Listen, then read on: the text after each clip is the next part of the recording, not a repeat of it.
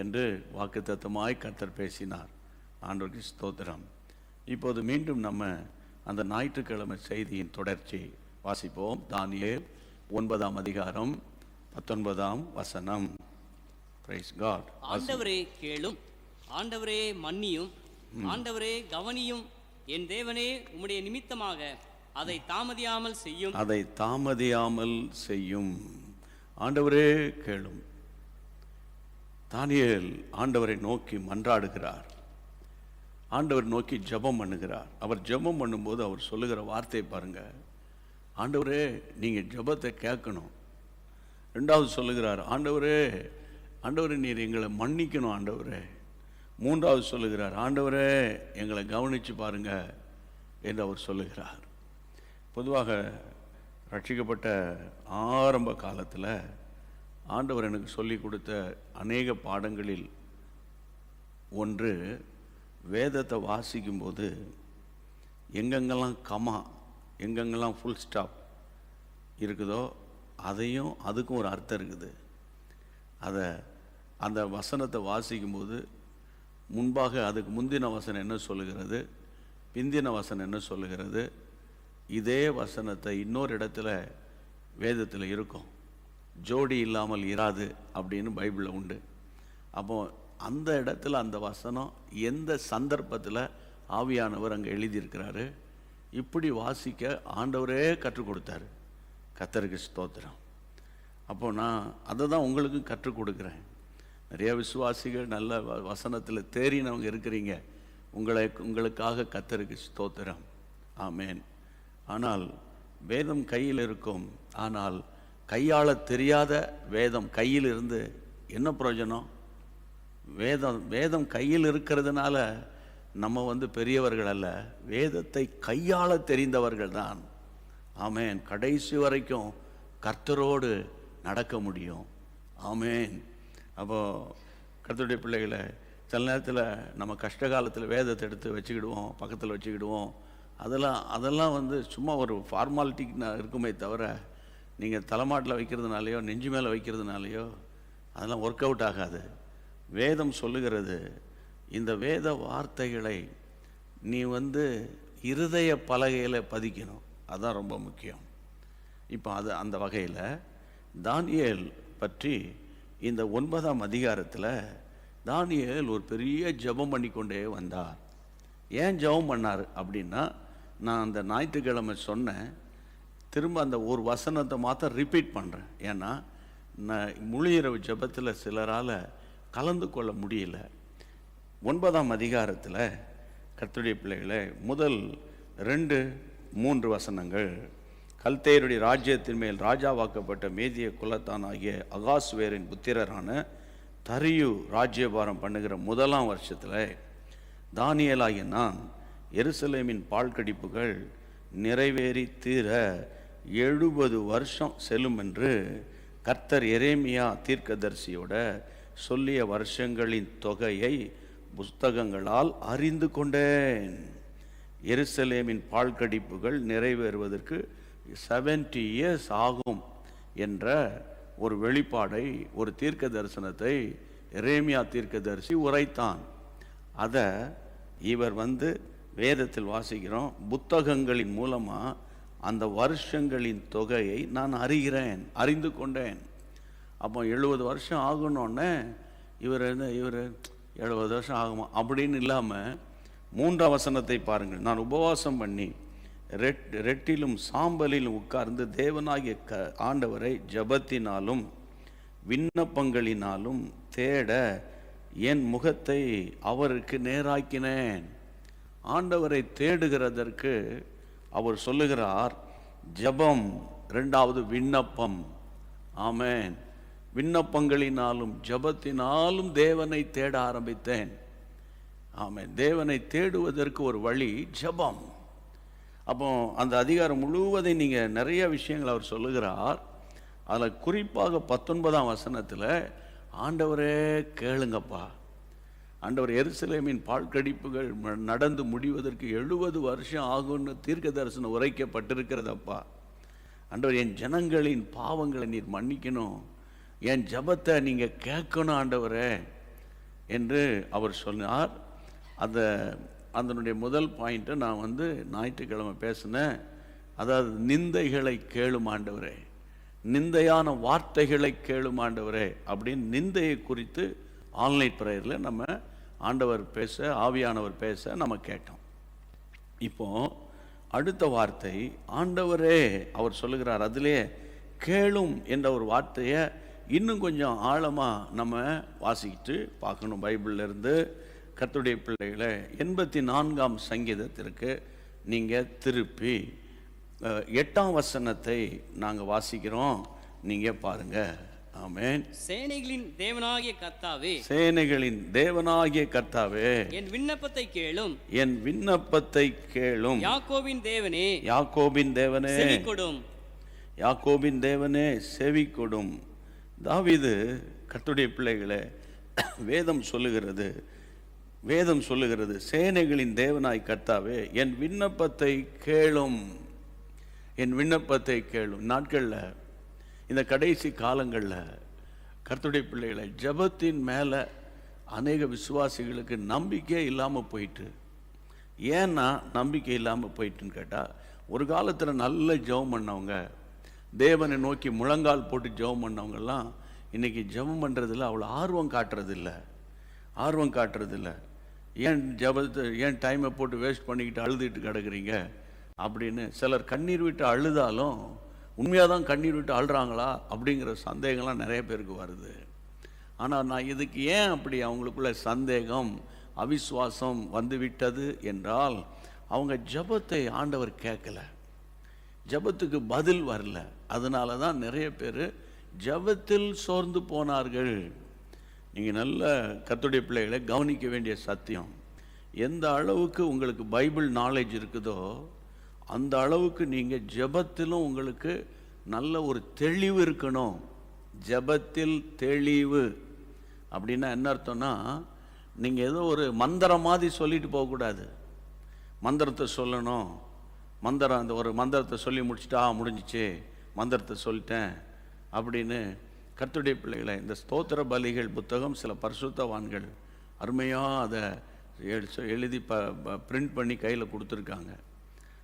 அதை உட்கார்ந்து உணர்ந்து அந்த ஆண்டவரை ஸ்தோத்திரம் பண்ணணும். சிலர் அங்கே பார்த்து ஸ்தோத்திரம் அப்படின்லாம் சொல்லிக்கிட்டு இருந்தால் ஏதோ நாவு வாயை திறந்து தோத்திரம் சொல்லுமே தவிர இருதயத்தின் நினைவுகள் வேற எங்கேயோ போயிடும்.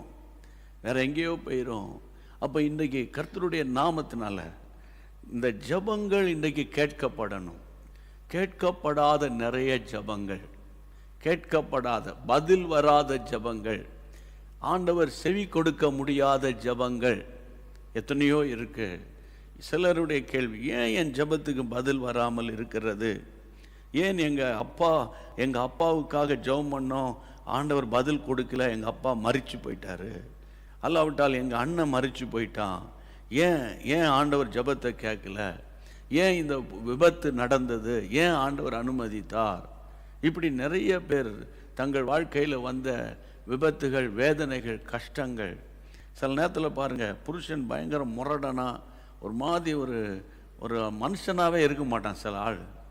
அப்போ அப்படிப்பட்ட நேரங்களில் ஜெபிக்கிற அவனுடைய மனைவி ஒரு கட்டத்தில் ரொம்ப ஃபெட்டப் ஆகி, இனி இதுக்கெல்லாம் எப்படி ஜெபம் பண்ணணும், இதுக்கு எப்படி ஜெபம் பண்ணணும், பாசிட்டிவாக ஜெபம் பண்ணுறதா அல்லது எப்படியா போயிட்டு போகுதுன்னு விடுறதா அப்படின்ற அளவுக்கு நிறைய பேர் ஜெபத்தில் ரொம்ப தளர்ந்து போயிட்டாங்க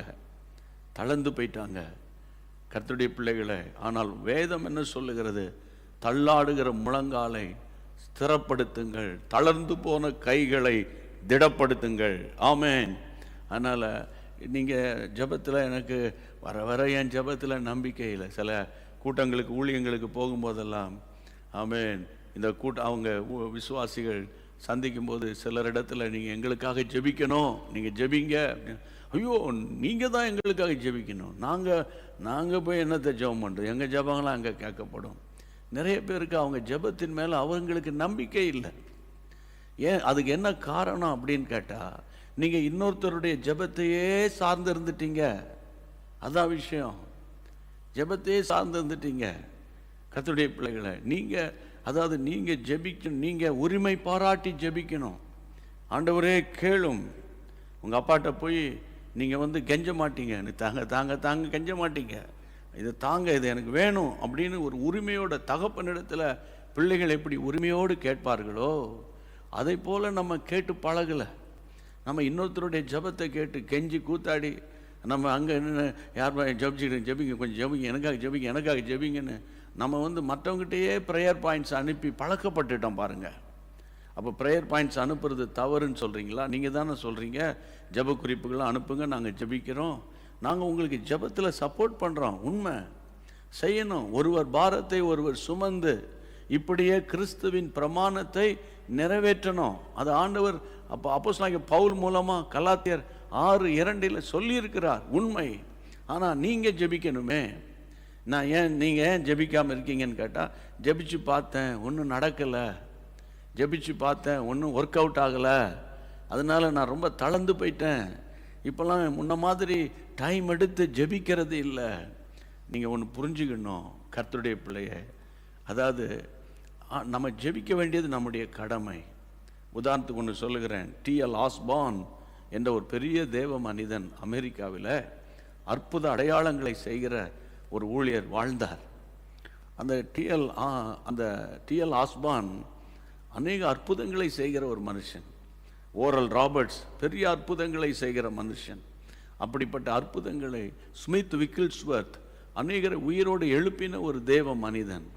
எனக்கு அன்பான கர்த்தருடைய பிள்ளைகளே, ஓரல் ராபர்ட்ஸ், இப்படி T.L. ஆஸ்பான், கர்த்தருடைய பிள்ளைகளே, ஓரல் ராபர்ட்ஸை பற்றி நான் ஒரு புத்தகத்தில் வாசித்தேன். என்னன்னு கேட்டால், அவங்க நாட்களில் பெரிய பெரிய அற்புத அடையாளங்களை ஆண்டவர் செய்தார். அப்போது ஒருத்தர் கேட்டாராம், நீங்கள் ஹாஸ்பிட்டலில் போய் ஒருத்தருக்காக ஜெபம் பண்ணுறீங்க, ஜெபித்து வந்த பிறகு அந்த மனிதர் மரித்து விட்டால் நீங்கள் என்ன செய்வீங்கன்னு. உடனே அவர் சொன்னார், அடுத்த பேஷண்ட், அடுத்த நோயாளிக்காக ஜெபிக்க போவேன். அடுத்த நோயாளிக்காக நீங்கள் போய் ஜெபம் பண்ணி ஆமேன்னு சொல்லி முடிய டபார்னு ஒரு ஹார்ட் அட்டாக் மறித்து போயிட்டு என்ன பண்ணுவாங்க? அடுத்த நோயாளி இருந்தால் யாராவது இருக்காங்களா, அவங்களுக்காக போய் ஜெபம் பண்ணுவேன்னு. கேள்வி கேட்ட நபருக்கு ஒரு மாதிரி குழப்பமாயிட்டான். என்னையா நீங்கள் ஜெபிக்கிற ஆளெல்லாம் செத்துக்கிட்டே இருந்தா எப்படி உங்களால் ஜெபிக்க முடியும் அப்படின்னு கேட்டார். அப்போது தேவ மனிதன் சொன்ன வார்த்தை என்ன தெரியுமா? அவர் என்கிட்ட சொல்லியிருக்கிறாரு, என் நாமத்தினால நீ ஜெபம் பண்ணுன்னு சொல்லியிருக்கிறாரு, விண்ணப்பம் பண்ணு, ஜனங்களுக்காக ஜெபம் பண்ணுன்னு ஆண்டவர் எனக்கு கட்டளை கொடுத்திருக்கிறார். ஆமேன். ஆனால் ஜெபத்தை கேட்கிறவர் அவர். ஆமேன். இஸ் அவர் ப்ரேயர் ஆன்சரிங் காட். அப்போ அவர் தம்முடைய சித்தத்தை நிறைவேற்றுவார். கர்த்தருடைய பிள்ளைகளை, சில நேரங்களில் நம்முடைய ஜெபங்கள், உங்களுடைய ஜெபங்கள் கேட்கப்படாத பட்சத்தில் நீங்கள் உடனே டபார்னு விழுந்துடக்கூடாது. நம்ம நினைக்கிறதெல்லாம் நடந்தணும், தொட்டதெல்லாம் பொண்ணாகணும்னு நினச்சா ஒர்க் அவுட் ஆகுமா? அதாவது உங்களுக்கு இன்னது தேவை, எனக்கு என்ன தேவை ஆண்டவருக்கு தெரியும். அப்போ நம்ம வேலை ஜெபிச்சுக்கிட்டே இருக்கணும். ஆமேன். ஜெபிச்சுக்கிட்டே இருக்கணும். அப்போ ஜெபிக்க ஒரு கட்டம் வரும்போது அந்த ஜெப வாழ்க்கையில் உங்களுக்கு ஒரு மெச்சூரிட்டி வந்துடும், அதாவது ஒரு முதிர்ச்சி அடைஞ்சிருவீங்க. அப்போ ஜெபத்தில் உங்களுக்கு சந்தேகமே வராது. ஜெபத்தில் சந்தேகம் வராது. இந்த ஜெபத்தில் சந்தேகப்படுற ஆட்கள் யாருன்னு கேட்டால், நான் அடிக்கடி சொல்லியிருக்கிறேன், அதான் எனக்கு அதை தாங்க, இதை தாங்க. ஏசப்பா கிட்ட வந்தாலே ஒரு பெட்டிஷனோட தான் வர்றது. கலெக்டர் ஆஃபீஸுக்கு போனாலே பெட்டிஷனோடு போகிற மாதிரி. புரியுதா உங்களுக்கு? இல்லைன்னா சும்மா யார் கலெக்டர்கிட்ட போய் சும்மா பார்க்க வந்தான் சார் சொல்லுவானா, போனாலும் பெட்டிஷன் தான். அந்த மாதிரி நிறைய பேர் இன்றைக்கி கிறிஸ்தவங்களாகிய நம்ம ஆண்டவர் சமூகத்துக்கு வந்தாலே பெட்டிஷனோட தான் வர்றது, அல்லது ரிக்வஸ்டோடு தான் வர்றது. ஒன்றுமே இல்லைன்னா வர்றதே இல்லை. இப்போ நிறைய பேர் தேவனை தேடுறது இல்லை. கேட்டால் அவங்க சொல்லுவாங்க, நான் ரொம்ப பிஸி ஆகிட்டேன். அது காரணம் கிடையாது. பிஸி ஆகிட்டேன். கொரியாவில் இருக்கிற பெரிய பெரிய தொழில் அதிபர்களை விட நம்ம ஆட்கள் பிஸி ஆகிட்டாங்க. பெரிய தொழில் அதிபர்கள் காலையில் 4 மணிக்கு எழும்பி ஆலயத்துக்கு ஓடி குளிரிலும் மழையிலும் கிடந்து முழங்கால் போட்டு ஜெபம் பண்ணுறோம் 5 மணி வரைக்கும். புரியுதா உங்களுக்கு? அப்போது என்ன விஷயம்னா, நம்ம கெஞ்சி கூத்தாடியே பழகிட்டோம். அவருடைய பிரசன்னத்தில் என்ஜாய் பண்ணி பழக்கம் இல்லை நமக்கு. கெஞ்சி கூத்தாடி தாங்க தாங்க தாங்க தாங்க தாங்க தாங்கன்னு சரி தொலைஞ்சு போ அப்படின்னு கொடுத்துருவாரு. அதோடு அந்த பக்கமே போகிறது கிடையாது. ஃபாஸ்டிங் ப்ரேயர் கிடையாது, ஜெப கூட்டம் கிடையாது, பைபிள் ரீடிங் கிடையாது, ஒன்றும் கிடையாது. காலையில் பிள்ளைகளை ஸ்கூலுக்கு கூட்டு போகணும், மதியானம் கூட்டிகிட்டு வரணும், சாயந்தரம் டியூஷன் கூட்டு போகணும், வெளிநாட்டு வாழ் இந்தியர்கள் பிள்ளைய சாட்டர்டே ஆனால் நீச்சல் குளத்துக்கு கூட்டு போகணும், மியூசிக் கிளாஸுக்கு கூட்டு போகணும், அது ஒரு டான்ஸ் கிளாஸுக்கு கூட்டு போகணும், அங்கே கூட்டு போகணும், இங்கே கூட்டு போகணும். We have no time. நான் ஒன்று அதே நேரத்தில் பிரச்சனை வந்துருச்சு, பலவீனம் ஆயிடுச்சு அப்படின்னா, ப்ளீஸ் பிரதர் ஃபாஸ்ட் பண்ணி ஜெபம் பண்ணுங்க, நான் கூட ஃபாஸ்டிங்கில் தான் இருக்கிறேன் அப்படின்வாங்க. அப்போ என்ன இதுலேருந்து நீங்கள் என்ன புரிஞ்சுக்கிறீங்க? தேவைக்காக ஆமாம், சுயநல கிறிஸ்தவர்களாகத்தானே நம்ம வாழ்ந்துட்டோம். சுயநல கிறிஸ்தவர்கள், சுயநலம், தனக்குன்னு ஒன்றுனா பதறி பதறி ஜெபிக்கிறது, இன்னொருத்தருக்குன்னா அப்படி சாதாரணமாக ஜெபம் பண்ணி விட்டுட்டு திரும்பி கூட விசாரிக்கிறது கிடையாது.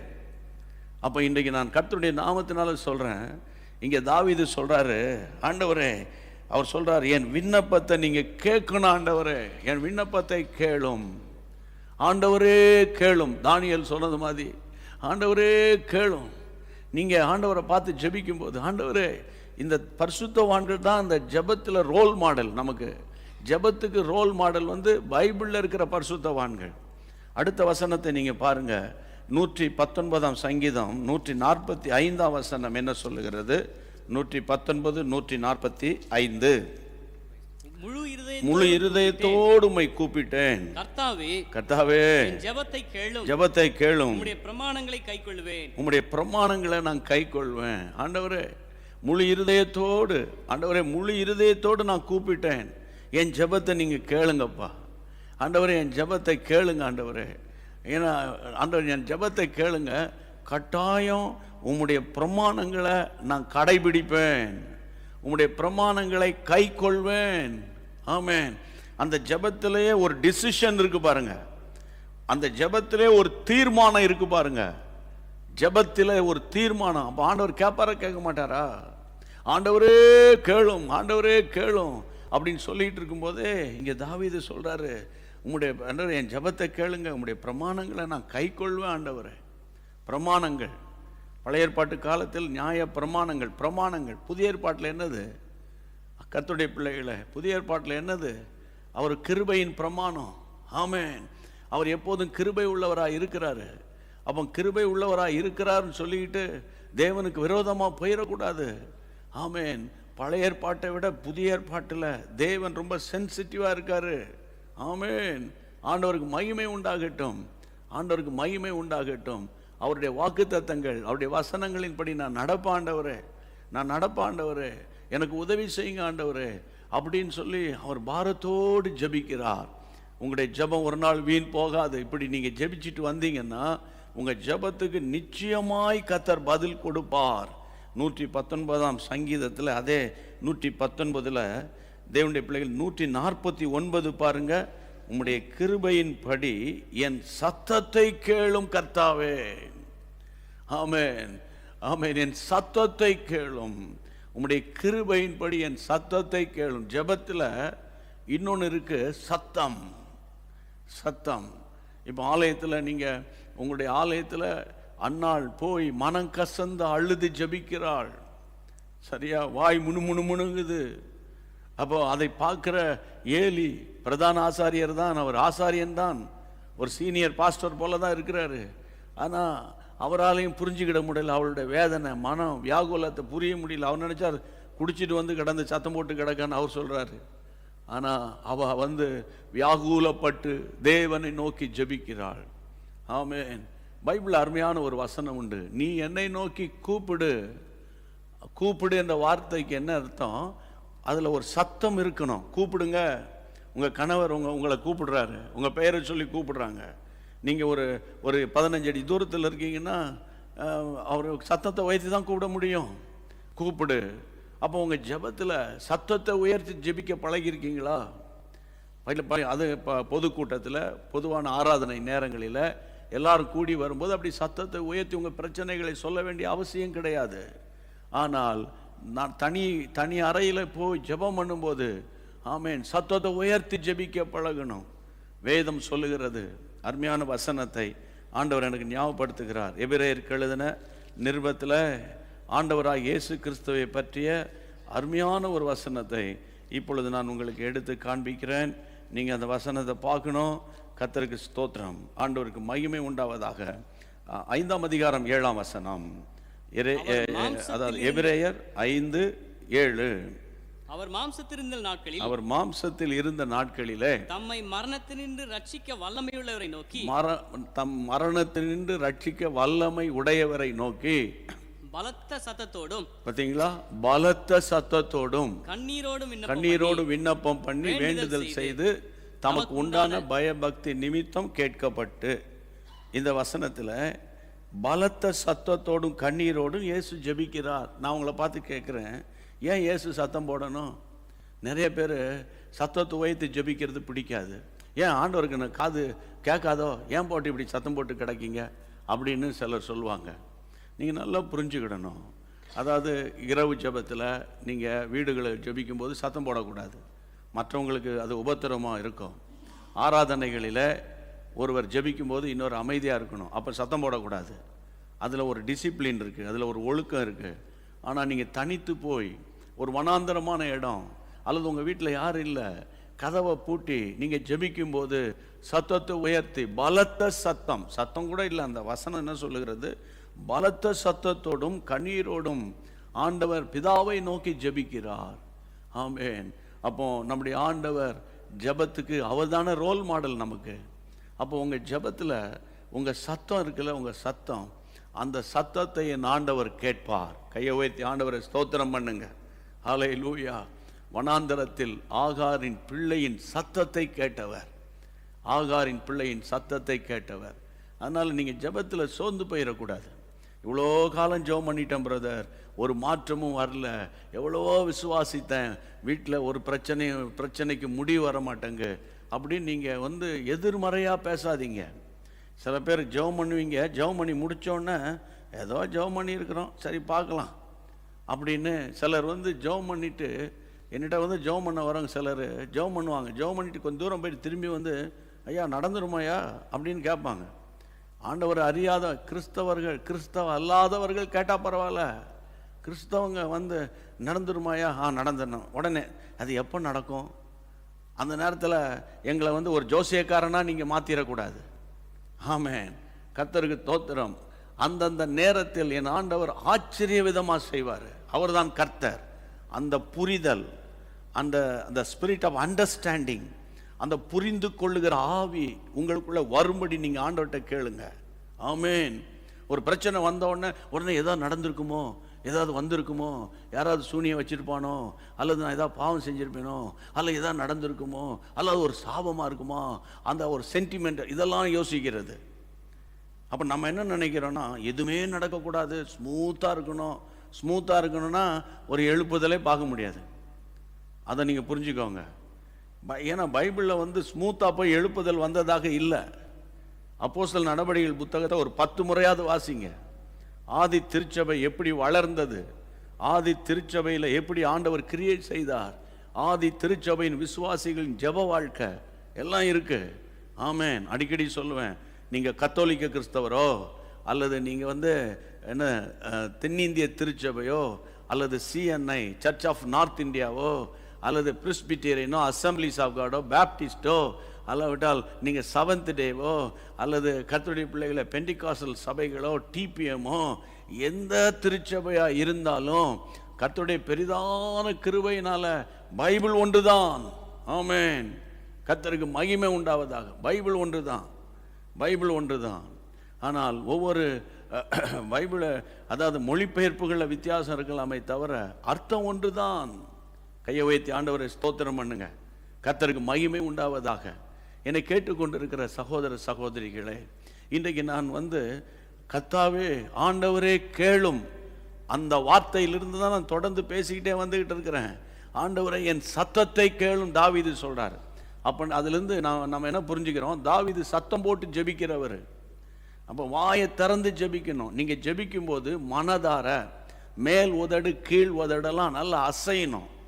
ஆவியில், ஆத்துமாவில், சரீரத்தில் நீங்கள் இணைந்து ஜெபிக்கணும். ஆமென். இருதயத்தை ஊற்றி ஜெபிக்கணும். அப்படி ஜெபிக்க நீங்கள் பழகணும். கர்த்தருக்கு ஸ்தோத்திரம். அப்படி ஜென்டிலாக, அப்படி டீசெண்டாக என்னைக்கோ சொன்ன ஜெபத்தை சொல்லிட்டு இந்த சுருக்கமான ஜெபத்துக்கு பெருக்கமான அந்த வார்த்தை தூக்கி எறிஞ்சிருங்க.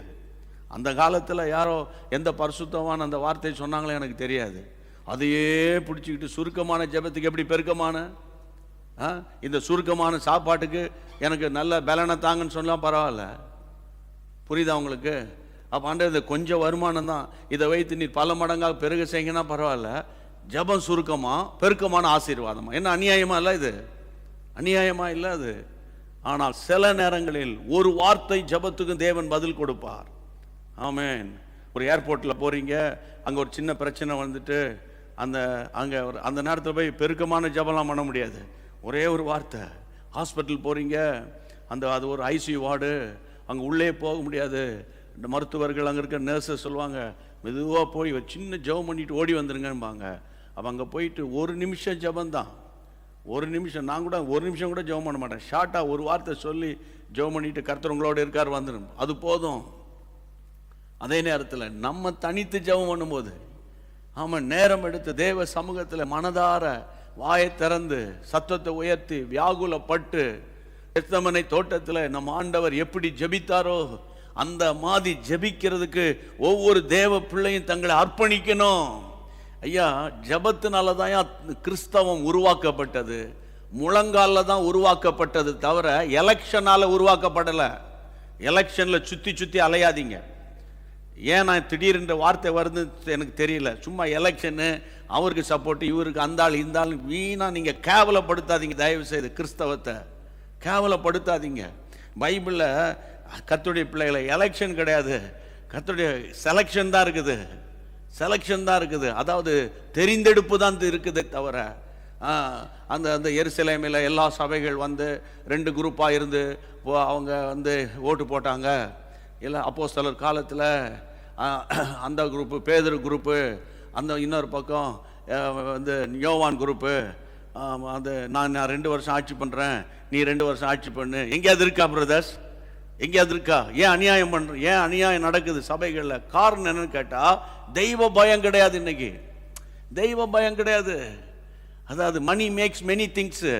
பணத்தினால தான் இன்றைக்கு அலைந்து கொண்டிருக்கிற பொல்லாத ஆவிய விசுவாசிகள் எழும்பி ஜெபிச்சா தேவன் கிருபை செய்வார். இன்னைக்கு ஆண்டவர் விசுவாசிகளை, அதாவது பாருங்க, இந்த கொஞ்ச நாளைக்கு முன்னால் இந்த ஜல்லிக்கட்டு பிரச்சனை வந்தபோது, அதாவது இளம் சமுதாயம் திரண்டது, மக்கள் எழும்பி திரள ஆரம்பித்த உடனே டெல்லி அசைந்தது.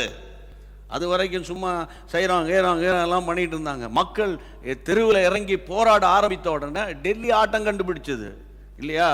அதை மாதிரி இன்னைக்கு கடைசி காலத்தில் அப்போ எல்லா விசுவாசிகள் திரண்டு டயசிஸ்க்கு முன்னால் போய் அல்லது அந்தந்த ஊழிய ஸ்தலத்துக்கு முன்னால் போய் நீங்கள் கொடி பிடிச்சி நில்லு, நான் பேசலை, நல்லா புரிஞ்சுக்கோங்க. ஆமே, நம்ம கூடி கூடி கூடி கூடி ஜெபத்தினால இந்த சத்துருவை சபைகளை விட்டு துரத்தணும்.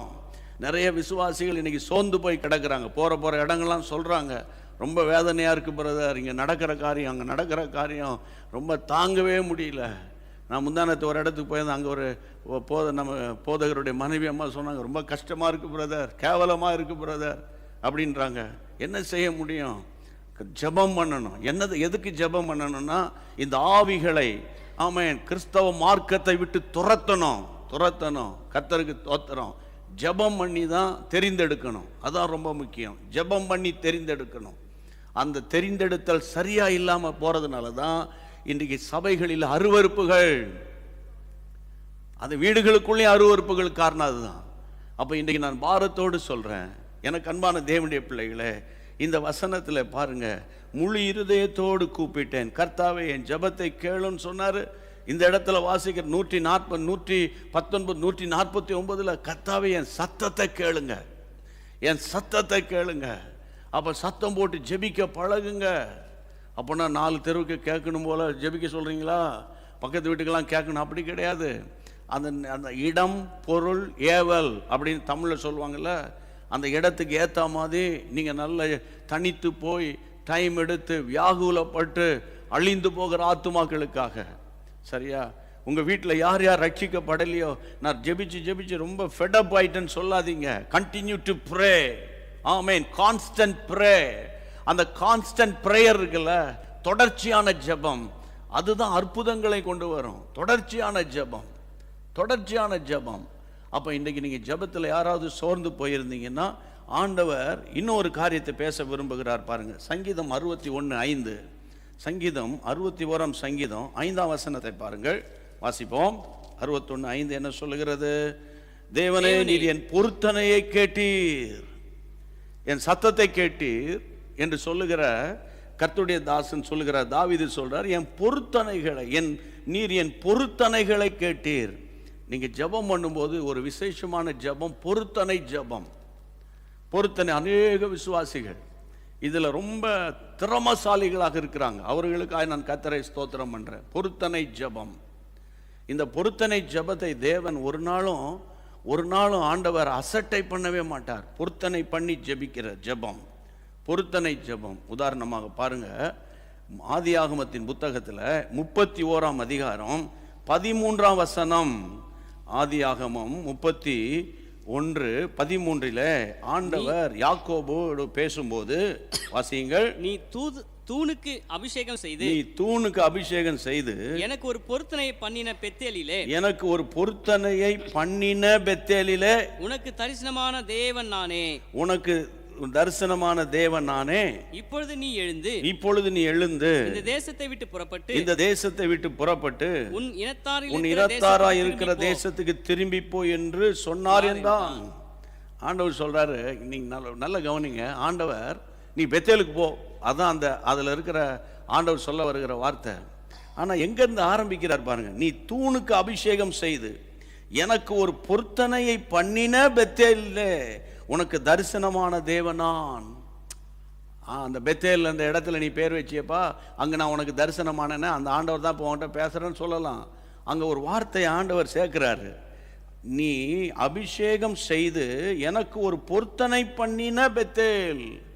அப்படியா? பெத்தேல் அவர் அப்படி செய்தாரோ? ஆதியாகமத்தின் புத்தகம் 28ஆம் அதிகாரம் 22ஆம் வசனத்தில் அது இருக்கிறது. 28:22 நான் தூணாக நிறுத்தின இந்த கல் தேவனுக்கு வீடாகும். தேவரீர் எனக்கு தரும் எல்லாவற்றிலும் உமக்கு தசம பாகம் செலுத்துவேன் என்று சொல்லி பொருத்தனை பண்ணி கொண்டான். கவனிச்சிங்களா? அப்போ 28ஆம் அதிகாரத்தில் அந்த வனாந்தரமான இடத்துல கர்த்தர் சொப்பனத்தின் மூலம் பேசின இடத்துல ஒரு கல்லை நாட்டி அதுக்கு பெத்தேல் என்று பெயரிட்டான். அப்போ அந்த இடத்துல இவர் ஒரு பொருத்தனை பண்ணி இருக்கிறாரு. அந்த பொருத்தனை பரலோக கம்ப்யூட்டர்ல அது ஃபீட் பண்ணப்பட்டிருக்குது, அது ரிஜிஸ்டர் பண்ணப்பட்டிருக்குது. ஆண்டவர் 31 ஆண்டவர் அந்த 13ஆம் வசனத்துல நீ பெத்தேலுக்கு போ, நான் உனக்கு தரிசனமான இடத்துக்கு போகன்னு சொல்லி இருக்கலாமே. ஆண்டவர் என்ன சொல்லுகிறார் பாருங்க, நீ தூணுக்கு அபிஷேகம் செய்து எனக்கு பொருத்தனை பண்ணின பெத்தேலுக்கு. அப்போ ஆண்டவர் இந்த இடத்துல பொருத்தனைய அந்த இடத்துல ஆண்டவர் நினைவுபடுத்துகிறார் என்றால் அந்த பொருத்தனையின் ஜெபத்தின் மேல் என் ஆண்டவர் உண்மை உள்ளவராயிருக்கிறார். இந்த நாட்களில் நீங்க என்னென்ன பொருத்தனை பண்ணினீங்க? ஆண்டவரே, இந்த காரியத்தை நீ செய்து முடிப்பீரானால், ஆண்டவரே நான் இதற்காக இந்த காரியத்தை செய்வேன் என்று நீங்க ஜெபித்திருந்தால் தொடர்ந்து ஜெபம் பண்ணிக்கிட்டே இருங்க.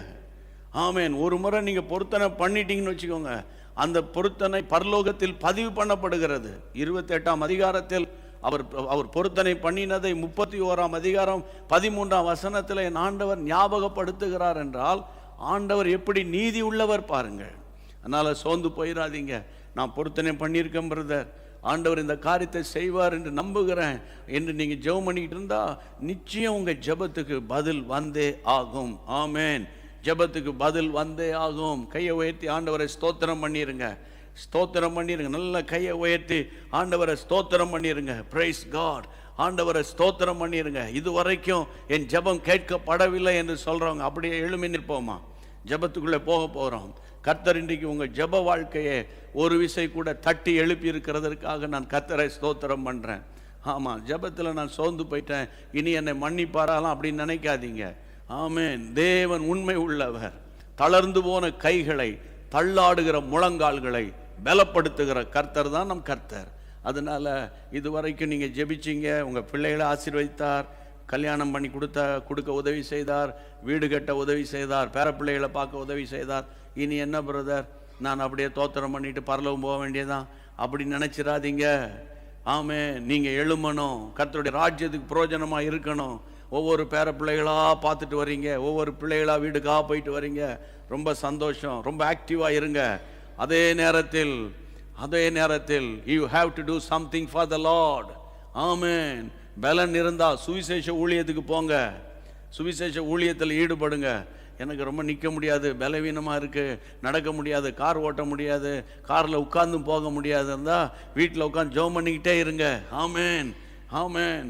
ஒருவேளை உங்களுக்கு வசதி இருக்குது, பொண்ணு இருக்குது, பொருள் இருக்குது, சொத்து இருக்குது, தேவனுடைய ராஜ்யத்துக்கு விதைங்க. என்னத்தை கொண்டு போகிறோம் போகும்போது? என்ன சொல்கிறீங்க?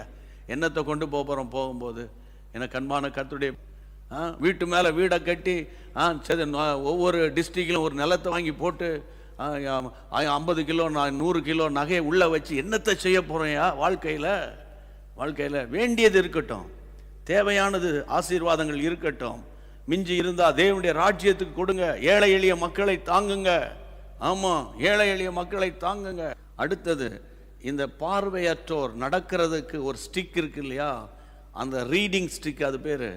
அதில் அந்த ஸ்டிக்கினுடைய ஒவ்வொரு அந்த தரையில் வைக்கும்போது அவங்க அதுக்கு ஒரு சில ரீடிங் இருக்குது. அது எனக்கு தெரியாது அதை பற்றி, ஆனால் அவங்களுக்கு அதனுடைய புரிதல் இருக்குமா? அவங்களுக்காக நம்ம உதவி செய்ய போகிறோம். ஆமென், உதவி செய்ய போகிறோம். கர்த்தருக்கு தோத்திரம். இதை குறித்து நீங்கள் அதிகமாக இப்போ என்னிடத்தில் கேட்காதீங்க, என்கிட்ட அது சொல்கிறதுக்கு பதில் இல்லை. வருகிற மாதத்தில் கர்த்தர் சித்தமானால் அதை பற்றி நான் பேசுகிறேன். அதுக்காக நீங்கள் ஜெபிங்க. ஏதாயிலும் ஒரு விதத்தில் நம்முடைய சமுதாயத்துக்காக, நம்முடைய தேசத்துக்காக, நம்முடைய மக்களுக்காக சமுதாய பணியை செய்யணும், ஆன்மீக பணியை நம்ம செய்யணும். ஆமென், கர்த்தருக்கு ஸ்தோத்திரம். சமுதாய பணி மக்களை சந்தோஷப்படுத்தும், ஆன்மீக பணி பரலோகம் கொண்டு போய் சேர்க்கும். ரெண்டும் நம்ம செய்யணும். கர்த்தருக்கு மகிமை உண்டாவதாக. இந்த கடைசி நாட்களில் நீங்கள் பாரத்தோடு ஜெபிக்கிறீங்க, ரொம்ப சந்தோஷம். விட்டுறாதீங்கன்னு சொல்கிறேன். இனிமே பாருங்க, உங்கள் ஜெபத்தில் ஒரு வைராக்கியம் வரப்போகிறது. சாத்ராக், மேஷாக், ஆபேத்நேகோ ஜெபம் பண்ணும்போது எப்படி ஜெபம் பண்ணாங்க? அப்பா அப்பா அப்பா அப்பா அப்பா இந்த ஒரு முறை எங்களை காப்பாற்றிருங்கப்பா, இந்த ஒரு முறை காப்பாற்றிருங்கப்பா, இனி நாங்கள் ரொம்ப கேர்ஃபுல்லாக இருக்கிறோம்ப்பா, அப்பா கெஞ்சி கூத்தாடுறோம்ப்பா, அப்படியா சொன்னாங்க? எங்கள் ஆண்டவர் எங்களை தப்புவிக்க வல்லவர். சரியா? அவர் ஒருவேளை தப்புவிக்காமல் போனாலும் நாங்கள் இதெல்லாம் வணங்கலாம் முடியாது அப்படின்னு வைராக்கியம் பாராட்டினாங்க. வைராக்கியத்தின் நிமித்தம் அவங்களுக்கு கிடைத்தது என்னது? எனக்கு அன்பான கர்த்தருடைய பிள்ளைகளை, அக்கினி சூளை. ஐயோ, அதில் ஒருத்தன் கொஞ்சம் விசுவாசத்தில் பலவீனான, டே அப்பவுமே கொஞ்சம் அட்ஜஸ்ட் பண்ணிக்கணும்னு சொன்னால் கேட்டியாடா? இப்போ பற்றியா அக்கினி சூளைக்கு வரணும்னு அப்படி யாருமே பேசலை. எல்லாரும் விசுவாச வீரர்கள். அக்கினி சூளையும் கண்டார்கள். நல்லா புரிஞ்சுக்கணும், கிறிஸ்தவ வாழ்க்கையில் பிரச்சனைகளை சந்திப்போம், பிரச்சனை மேற்கொள்ளாது என்பதுக்கு சொல்ல வரேன். அக்கினி சூளைக்கே போயிட்டாங்கய்யா, ஆனால் அக்கினி அவர்களை மேற்கொள்ளலை. அவங்களை தூக்கிட்டு வந்தவனை ஆளை காணோம், தூக்கிட்டு வந்தவன் செத்தை போனான். அக்கினி நடுவிலே அவர்கள் உலாவி கொண்டிருந்தார்கள். That is Christianity. ஆமென். அக்கினி நடுவிலே உலாவுறதான் கிறிஸ்டியானிட்டியே தவிர ஏசிக்க ஏர் கண்டிஷன் ரூம்ல என்ஜாய் பண்றது கிறிஸ்டியானிட்டியே கிடையாதுன்ற நான் அடிக்கடி பேசுறேன். ஏர் கண்டிஷன் ரூம்ல என்ஜாய் பண்ணி டிவியை போட்டு உட்கார்ந்துட்டு அப்படியே எதாவது வாங்கி சாப்பிட்டுட்டு என்ஜாய் பண்ணிட்டு உட்கார்றது கிறிஸ்டியானிட்டி கிடையாது. அக்கினி சூளையில் நீ நடந்தாலும் நீ வேகாதிருப்பாய், அதுதான் கிறிஸ்டியானிட்டி. சோர்ந்து போகாதீங்க. ஜெபிக்கிறவங்களை பார்த்து தான் என்கரேஜ் பண்ணுறேன். எங்களுக்கு தான் 1008 பிரச்சனை வருது, எங்களுக்கு தான் நஷ்டம் வருது, எங்களுக்கு தான் கஷ்டம் வருது, எங்களுக்கு தான் ஜெபம் கேட்கப்படலை. ஒன்று மட்டும் நிச்சயம், கர்த்தருடைய எந்த அளவுக்கு நீங்கள் நெருக்கப்படுகிறீர்களோ, உடைக்கப்படுகிறீர்களோ, ஒரு பக்கம் உருவாக்கப்பட்டு கொண்டிருக்கிறீர்கள். ஆமென். உருவாக்கப்பட்ட பாத்திரத்தை தான் கர்த்தர் நம்பி கையில் எடுப்பார். உருவாக்கப்பட்ட பாத்திரத்தை தான் கர்த்தர் நம்பி உபயோகப்படுத்துவார். அந்த பாத்திரம் தான் கடைசி வரைக்கும் கர்த்தருக்கு சாட்சியா இருக்குன்ற நான். ஜெபம் பண்ணலாமா எல்லாரும்? ஆமென், ஹல்லேலூயா. எல்லாரும் எழும்பி நின்று ஜெபம் பண்ணுங்க. முதியவர்கள், பெரியவர்கள். ஆமென். ஒருவேளை படுக்கையில் இருந்தா கூட எழும்பி நின்று முயற்சி பண்ணுங்க. எழும்பி நின்றுவீங்க, நடந்து பாருங்க, நடந்துருவீங்க. கையை உயர்த்தி பாருங்க, உயர்த்திடுவீங்க. கழுத்து வலி, திரும்ப முடியல, இந்த கழுத்துக்கு பின்னால் இருக்கிற அந்த எலும்புல உங்களுக்கு ஒரு பலவீனம் இருக்கு, விசுவாசத்தோடு ஜெபிங்க, அங்க கை வைங்க. Miracle working God is moving in your home. உங்க வீட்டுக்குள்ள அந்த அந்த அற்புதத்தின் தேவன் நடந்து கொண்டிருக்கிறாரு. ஹல்லேலூயா. ரிபாபா மகா பாகபா துராபாகபா. அவிசுவாசத்தின் ஆவியே, கலக்கத்தின் ஆவியே, குழப்பத்தின் ஆவியே, ஆமென். எதிர்மறையான வார்த்தைகளை பேசுகிற ஆவியை, எரிச்சலின் ஆவியை, கோப ஆவியை, முரண்டு பிடிக்கிற ஆவியை, ஆமென், அந்த ஸ்டபன் கேரக்டர் இயேசுவின் நாமத்தில் வீட்டை விட்டு வெளியேறு என்று அதட்டி நான் ஜெபிக்கிறேன். சாந்தராகா தாராகா மோனி மாகபா. ஆவியில நிரம்பி ஜெபம் பண்ணுங்க, ஆவியில நிரம்பி ஜெபம் பண்ணுங்க. ஜெபிக்க முடியாதபடி கன நித்திரை.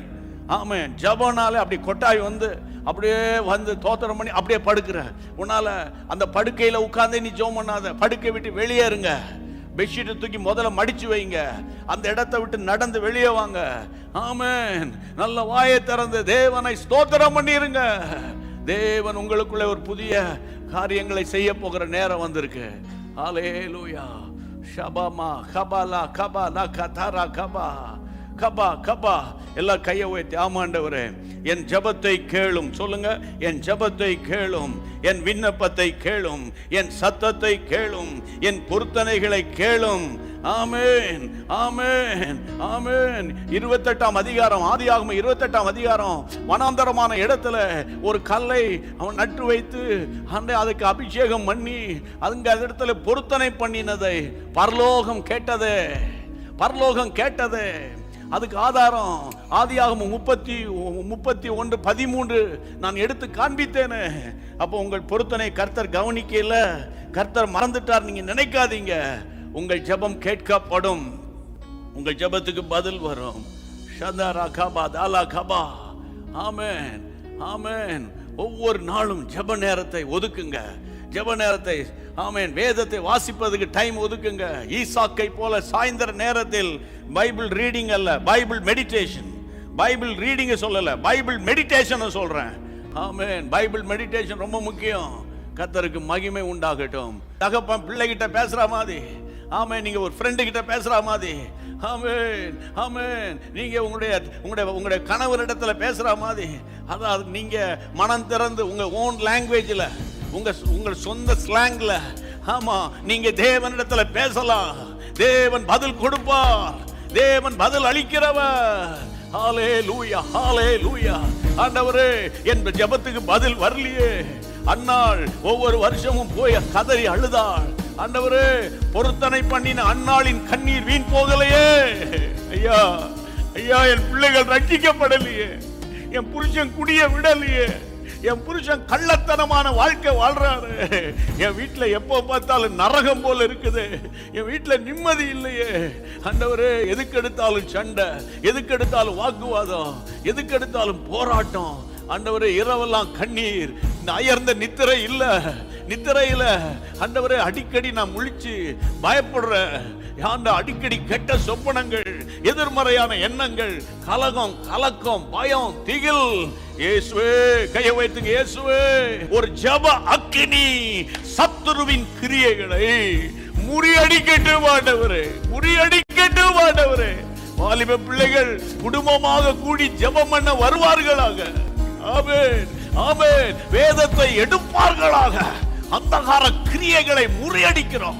எரிச்சலின் ஆவிகள், குழப்பத்தின் ஆவிகள், ஆண்டவரே, பிள்ளைகளுடைய வாழ்க்கை கட்டப்பட முடியாதபடிக்கு இருக்கிற அந்தகார கிரியைகளை அதட்டி நாங்கள் ஜெபிக்கிறோம் ஆண்டவரே.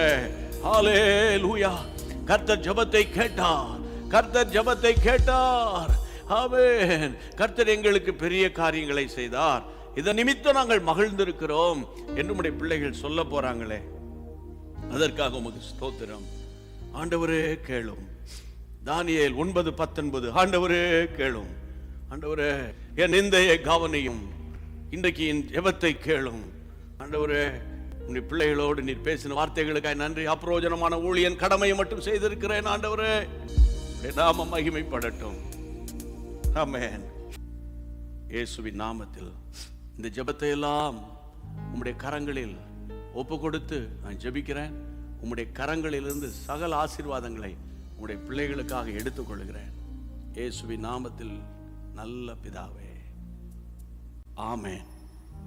கர்த்தர் இன்றைக்கு உங்களை ஒரு புதிய ஜெபாவினால நிரப்பினதற்காக நான் கர்த்தரை மகிமைப்படுத்துறேன். அன்பான தேவனுடைய பிள்ளைகளே, இச்செய்தி உங்களுக்கு மிகுந்த ஆசீர்வாதமாக இருந்ததென்று நாங்கள் நம்புகிறோம். தொடர்ந்து எங்கள் செய்திகளை கேட்டு கர்த்தருக்குள் ஆசீர்வதிக்கப்பட ஜீசஸ் மீட்ஸ் மினிஸ்ட்ரீஸ் என்கிற எங்கள் யூடியூப் சேனலை சப்ஸ்கிரைப் செய்யுங்கள். மேலும் உங்கள் ஜெப உதவிக்கு எங்களோடு நீங்கள் தொடர்பு கொள்ள வேண்டிய தொலைபேசி எண் 9842252836 மற்றும் 7299546363. Email gpsrobinson@hotmail.com. கர்த்தர் உங்களை ஆசீர்வதிப்பாராக.